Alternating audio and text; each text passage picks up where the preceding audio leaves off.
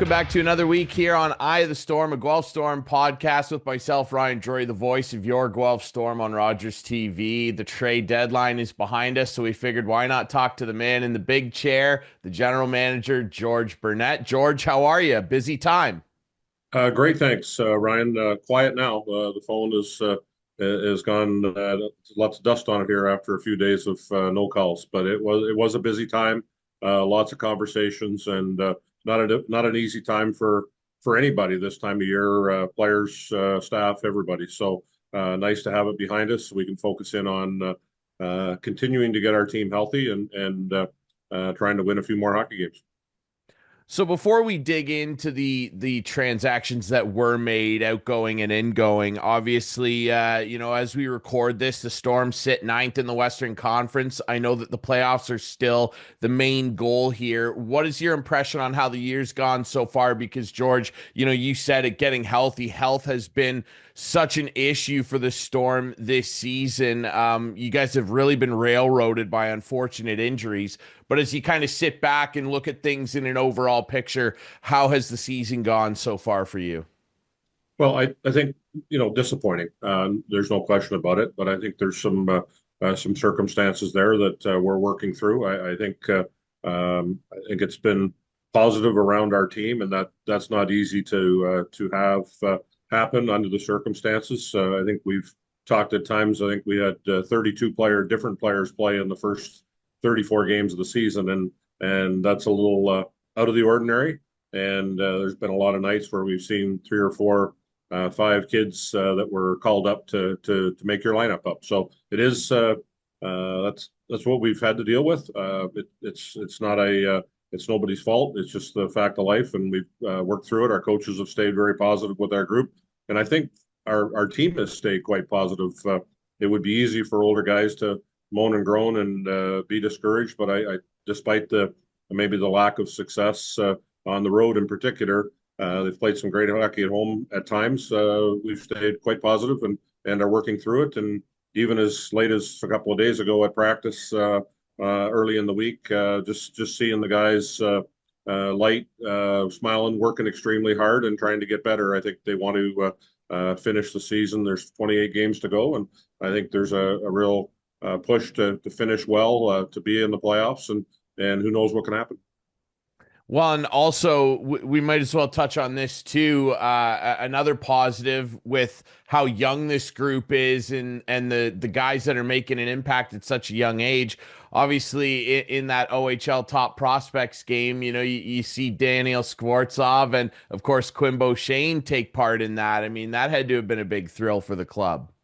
Well, I think it's a positive. Both kids thought handled themselves well in the game last night. I know that disappointed there wasn't two or three more in the game. I think I don't want to leave anybody out, but I think there's others that certainly were strong considerations. I know in some case a couple of these kids came on after the teams were announced, so it made it difficult. But there's no question we're young, probably too young, but decision was made, and we're going to follow through with it. And I think there'll be some good things on the other side when we get there. Yeah. So let's dig into some of the transactions, and we'll start with two young men, separate deals, but they end up in the same landing spot, and that's Vilmer Ulrichsen and, of course, Braden Gillespie, now members of the Brampton Steelheads. Let's start with Vilmer, a kid that became pretty popular. We loved him, the big Swede, Ricky Bobby, as we called him, and his teammates called him. What an interesting kid, comes over from Sweden, earns a pro deal in Vancouver, and man, he was fun to watch out on the ice. That couldn't have been an easy move to make.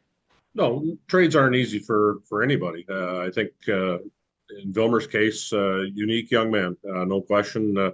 Weren't sure what we were getting when he landed here a year ago. Went to Vancouver's camp, came in. I think maybe expected a little things to maybe be a little easier than they turned out to be in your first time around the league. It's a tough league, whether you're a young coach, a young player, whether you're in your first time to it. So, but he handled through it, worked through whatever the adversities were in his path. Had a great summer, came back and had a tremendous camp in Vancouver, and returned to us, played very well. I think at the end of the day, with our struggles and where we were at that particular time in the standings, and knowing that he was going to be playing pro hockey next year, the right thing to do was to move him on. And knowing that we're most likely, or at the time, we were most likely going to have a very strong import pick, and we would be selecting someone this summer. So give him an opportunity, add some great assets to our program, and make a good decision come June. Yeah, well, in those import picks, I mean, Guelph has earned a reputation, rightly so, for not really missing on those, and he was another really fun one.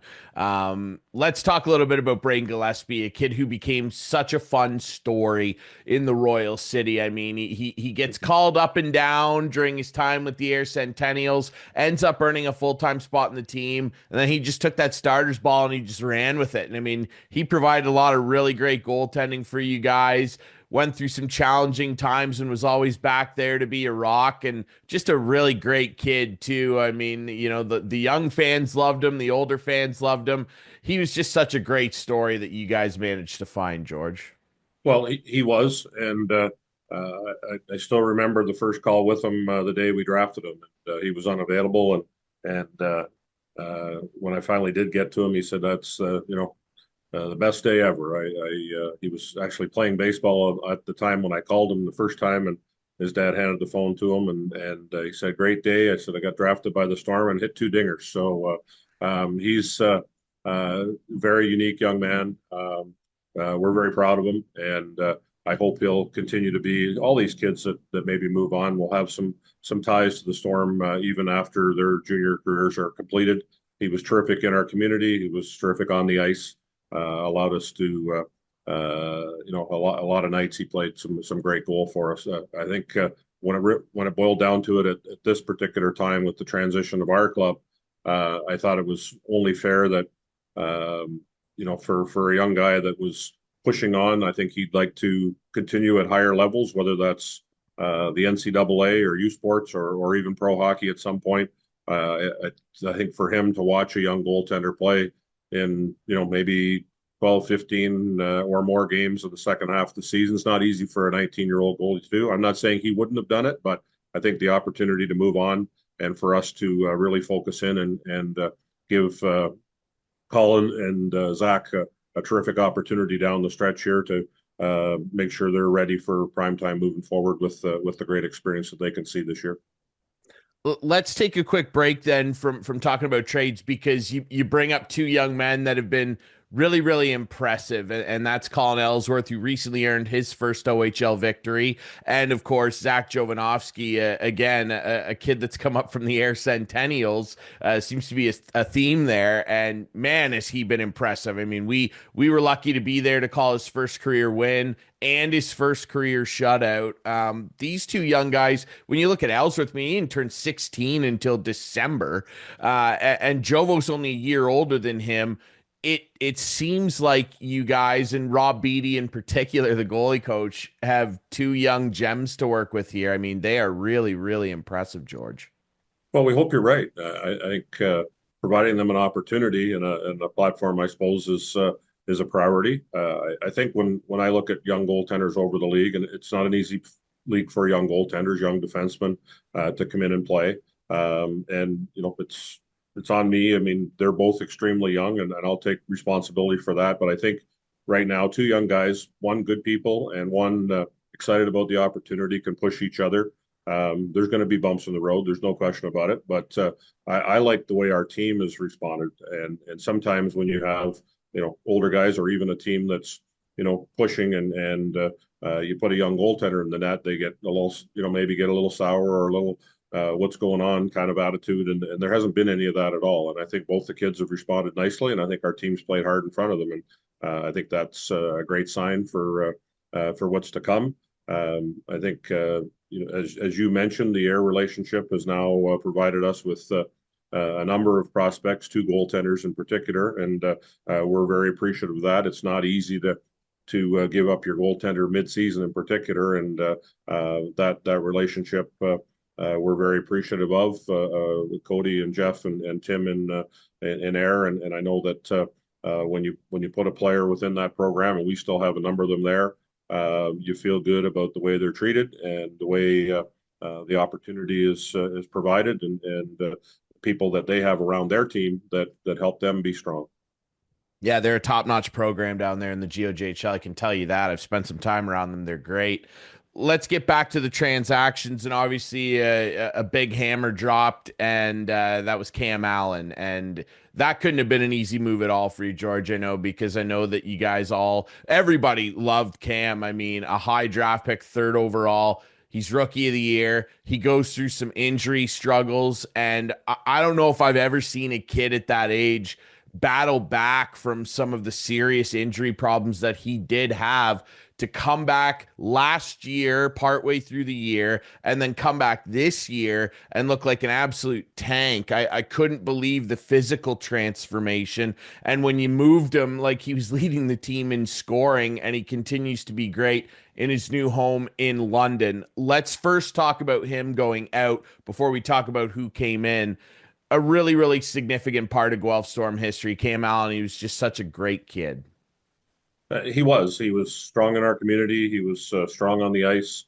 I think one of the two or three guys left that I had the good fortune of coaching in his first year, and I appreciate that relationship. I think when Cam went into year two and played through some injuries, probably probably didn't say quite as much as maybe he should have, and just because of his determination to play and got through it. But the surgery knocks the stuffings out of you for sure in year three, and I think to see him, in lots of people's mind, I'm only concerned about Cam and his family, of course, but for him to be drafted and not take that. As a slight to do the work that he did in response to the surgery was very impressive. And I'm not sure I've ever seen that at any level before. His determination to come back strong, and as you said, he did, and he's had a great start to the season. Continues to play extremely well, and I know we're going to see him three times before the end of the year, and you never know, maybe even a playoff round. But we want to see kids do well. You want to see kids. Get past the adversities that are in their path. And he put the work in, and it was a great example to the rest of our group to see how he handled himself in the weight room and to come back from such a devastating injury and to come back strong.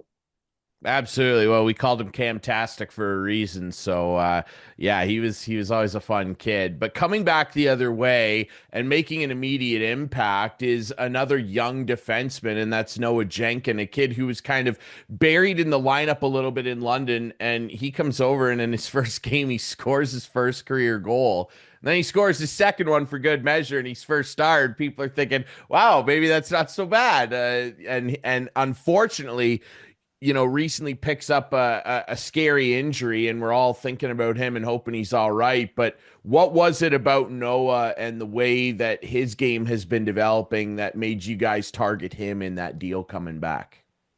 Well, I think you said it. His attributes, his size, his skating. There's an ability to move the puck there that is a big part of the defenseman or young defenseman developing these days for the National Hockey League. He skates well.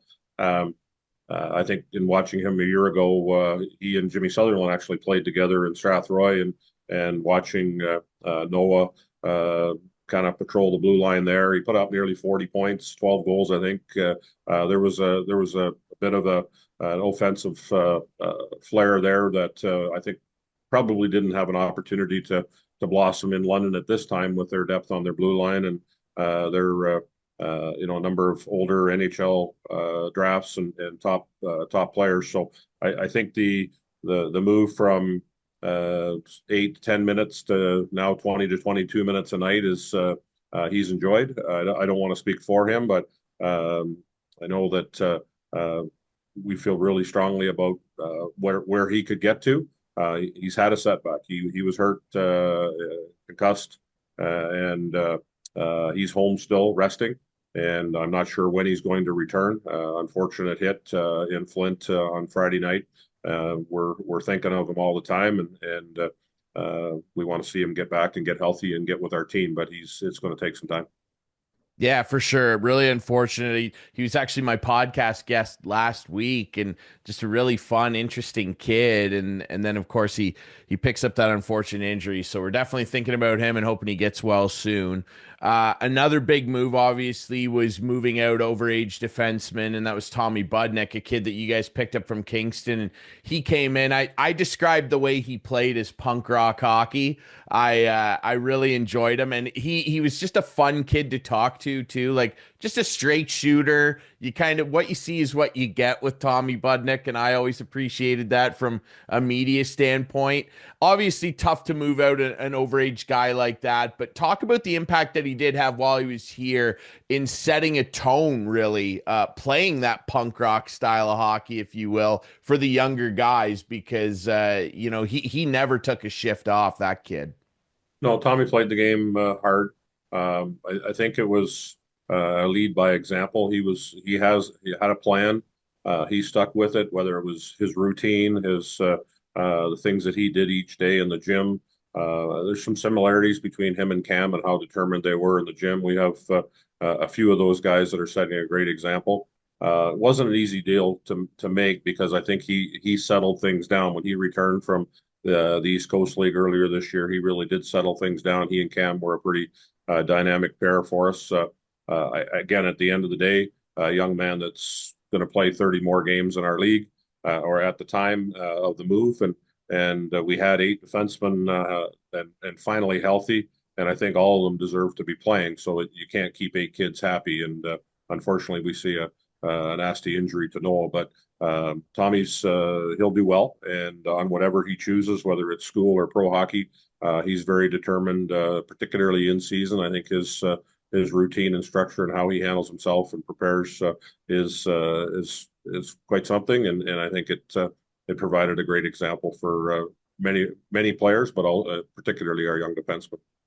It certainly did, and then obviously that allowed, with an OA slot opening up, it allowed the return of Ryan Maguire. So going down the stretch, your three OAs are Ryan Maguire, Jake Carabella, a hometown boy, and that's a really cool story too. He's gonna finish his career as a Guelph Storm, having been a little kid coming to games. And then of course Max Nemesnikov. Before we move on to your other transaction that you made in Justin Botno, talk about those three young men, having them as your three OAs going down the stretch drive, trying to push into the playoffs, and what that means having those guys around.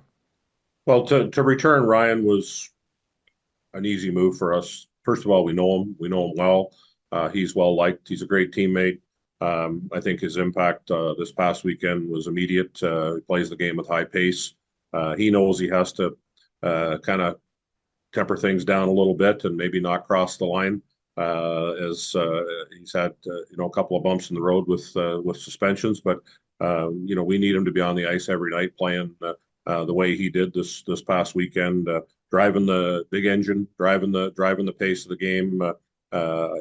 We've always thought that there was an ability to score there. He was a scorer coming into our league, and he had a great weekend with 2 or 3 points and a couple of big goals. And I know that the guys were pleased to see him when he walked back into the dressing room. Jake's story is a unique one. I feel so badly about the injuries that he's had to endure throughout his time here. Again, one of those kids that I had the good fortune of coaching in his first year and his draft year, and to be drafted and to play as well as he had to get through some of the adversities. We're hoping to see him maybe as early as tomorrow, but we need him healthy, we need him strong, and we need him to once he gets back, to stay back. And he certainly makes us a much better hockey club with his presence, his leadership, his ability to play both center, and wing in all situations. And Max has been someone that from day one, his compete has been terrific for a guy that would be considered a little bit undersized. I know he loves to score. I think his attitude this year has been very strong in some difficult circumstances here with our club struggling. But he continues to work hard every day and set a good example. And when he's going, we've seen what can result, and that's goals. And everybody needs those, of course. But I think it's a group of three that is can lead us very successfully, and all have different things in their futures, whether it's pro hockey or the NCAA or pro hockey. So there's lots of different things to for them to consider, and they've got a lot of opportunities or will be presented for them, all of them, as they move forward, especially with a good strong finish. Absolutely, they're all great kids too, and they're fun to be around for sure. Finally, obviously, bringing in Justin Botno, a kid who's had some success in this league. You got to have eyes on him quite a bit, having played in Kitchener.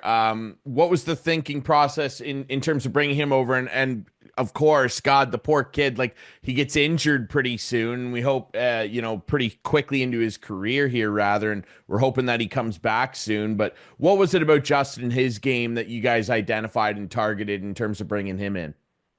Well, I think in at the time that things happened with Justin, we had dressed 9 or 10 forwards for a bunch of games in a row, and a number of call ups.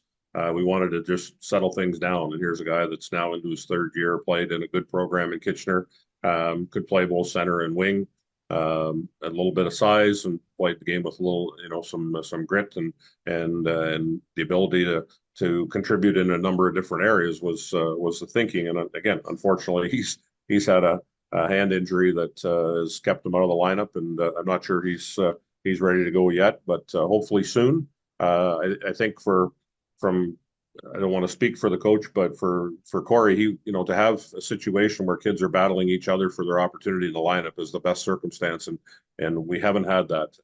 We may this weekend for the first time have to have a healthy scratch at the forward position, and that's pretty unique in our league. So I think Justin's come in, provided some depth and strength, and again a little bit of flexibility on what he can do and the positions he can play. But hopeful that that competition will make us even better over these final 28 games, and keep kids accountable, and also give us the best opportunity to succeed. And we're definitely going to be talking about your coaching staff in a minute here, but I'd be remiss if I didn't key in on two more key additions. And obviously, the NCAA rules have changed. It's opened a whole new floodgate of things for kids to consider. And adding Eric Fassard and, of course, Lev Katzen into your lineup at different times, but they're both here now, has been really, really interesting and fun to watch. Let's start with Eric, coming up from Youngstown in the USHL. Just a big, rangy kid. I mean, the first time I saw him, I was like, man, that kid's pretty big already. And he's acquitted himself very well. I mean, you said it, like goaltending and defensemen in particular in this league, it's hard to get adjusted. And he's played real well in his own zone. I've been really impressed with him. Well, he's a sponge for information. He wants to get better each and every day. He's one of those kids that I don't think you have to tell to be in the gym. In fact, I think there's a couple of nights when I'm walking out of here, the last guy, and the weights are still cracking down in the weight room. You can hear them, and it's kind of time to go. And it's fun to see kids as determined as Eric is to get better on and off the ice. It was a unique situation when we drafted him. We knew exactly what his plan was. They were very clear and honest. We felt we could handle the school situation. That was a concern. I think we worked extremely hard this summer to have and set a good plan, or have a good relationship that should his path change, that the family would feel strongly about being here in our program, and that's what's happened. Again, he went to Youngstown, and that's a decision we respected. He was honest with us up front, and we were disappointed he didn't come at the start, but we knew exactly what, and they were very honest and upfront. So. What the plan was. So I think in his case, to come in mid-season is not easy, but he's working through it. And I think all of a sudden you're thrust into 18 to 20 minutes, and you haven't been playing much in a very strong older team in Youngstown. So it takes a little bit of time, but he's getting his feet wet, and has had a good start. Yeah, I'm looking forward to having him on the podcast. And let's turn to a kid who I have talked to on the podcast and who's made a really, really fun impact since becoming a member of the Guelph Storm, and that's Lev Katz. And he's been Rookie of the Week twice. He's the reigning Rookie of the Month, and for good reason. I mean, he stepped right into the lineup and just started torching score sheets right away. You guys have found a pretty interesting little player here, George. Well, he's not big in stature, but he plays. I think he plays big. He's strong, competes hard, can play the game at both ends of the rink. His deceptive nature, his vision, his ability to create plays. When he came into our league, we took him in the fifth round, knowing what his plan was as well, and worked continued to work at it throughout the time that he was. In Green Bay the year and a half, and stayed in contact with his family, and really just to see how things were going. But the opportunity for him to come was presented. We were very excited to learn of his interest, and he's made an immediate impact in our lineup. And I think people have enjoyed watching him, and he's given I think we haven't seen him in our lineup with our other veteran guys too much. We're going to see more of it here over the next few weeks, we hope, and I think it gives us another dynamic that we probably didn't have back in November. Yeah, and that line we've seen him on too with Luchenko and Paquette has been really, really good. I mean, like you'd be hard pressed to find hotter lines than that one right now.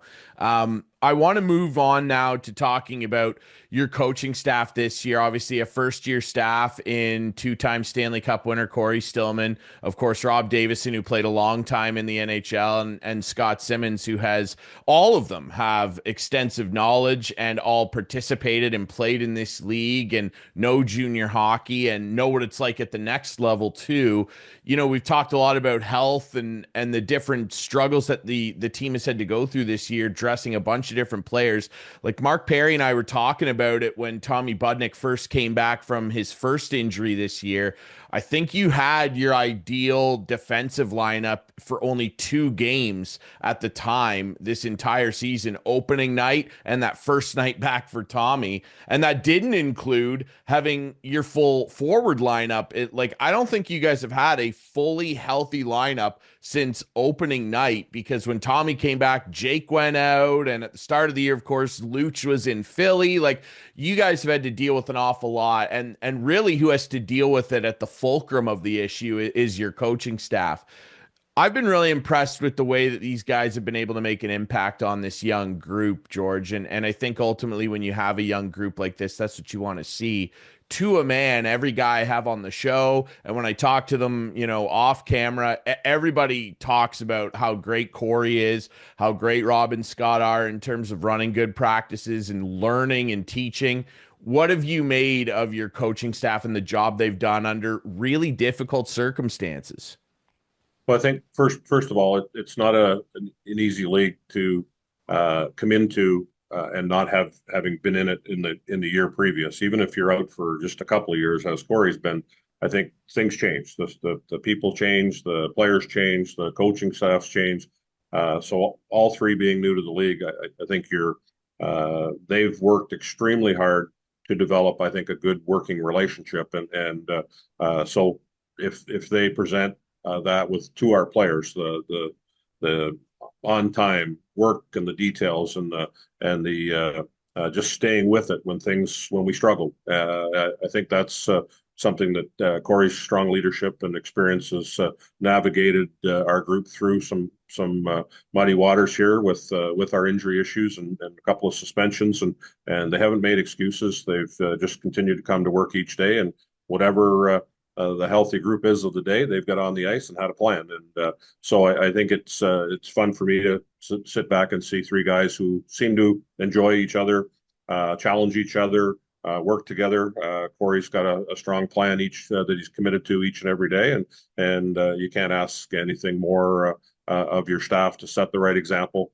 Not there's not any negativity or any down in the dumps type feeling. It's a job. They got to work, and I think that's obviously Corey's tremendous pro career is given him some great examples to draw from, and I think he's a someone that a young player, and whether it's Rob or Scotty, they've all got different experiences that they can provide to our team, and whether it's a one-on-one meeting or a group meeting or just talking a little bit on the sideline. There's lots of different things that this group can help our team along with, and if our young group was listening, they'd be making a real smart choice because there's lots of great lessons to learn there, and so it's been challenging, but they've done a great job and under his leadership to, as I said, to navigate through to get to this point. And I know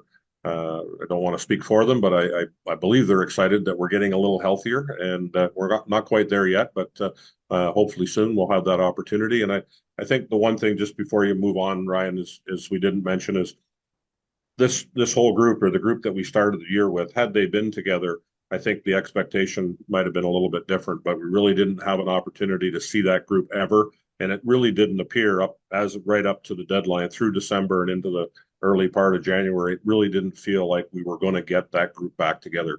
And so some of the moves were made knowing that. And as I said, it's not easy to make trades, and you're dealing with kids and families and relationships, and I think once you move on, but we're I think pretty pleased to know, and through this process, and we're hopeful that some of those kids that have moved on will continue to be proud Guelph Storm alumni moving forward, and will have a part to play in our organization in the future. Well, I certainly think they will, George, because the franchise is looked upon very kindly by people, and I think that you guys always set a good example. And you talk about your coaches doing that this year for yourself. I mean, you've been around the game, particularly at this level, for a really long time. You've had an extensive career on and off the ice, and I'm just wondering, finally, for you, as the general manager of this team, like, what still gets you excited about the game and about the Ontario Hockey League and being involved? You've been around for a long time. When you wake up in the morning, like, what is it that continues to drive you and drive your passion and joy for junior hockey? Well, it's a great league, and I can, fortunately, we've had an opportunity to be and in the league for many years in a number of different roles and with a number of organizations. So the people you meet, the relationships that you have, in this circumstance, as I said, in the moment, it's not an easy go, and there's some adversities there. But I think my role is to support Corey and his staff in any way possible, whether it's to listen, whether it's to reinforce, to be positive when I'm around the group, and again, he sets the tone as the coach, and I think anything that I can do to support the coaching staff as best I can, whether it's to find working with our goalie coach, whether it's bringing in our mental skills coach who does a terrific job, Ashwin Patel, or our academic advisor. There's lots of different things that are going on in these kids' minds, and I want to try and keep the noises to a minimum, and so that when they get to the rink, that they can just worry about playing hockey and training and getting better each day. So if we can limit the outside distractions and just play, I think that's certainly a big part of it. Obviously, there's a scouting aspect of being in the rinks and seeing young kids play, and the game's different now. There's so much information out there, and there's lots of kids that don't hear or know very often until they get to our league. So it's a changing time, and but the information over the last number of years has been so much greater through social media, with the information that's out there for parents, agents, the kids themselves. It's a different time, but it's fun to try and navigate through it and come out on the other side feeling good. Yeah, I like that answer, man. It's extensive, and I can tell you're still so passionate about it. Dealing with the media is pretty fun too, eh, George? We're pretty fun guys, eh? I'm just kidding. You don't Well, answer that. I will though. I think we're very fortunate here that we've got people that care about our team, and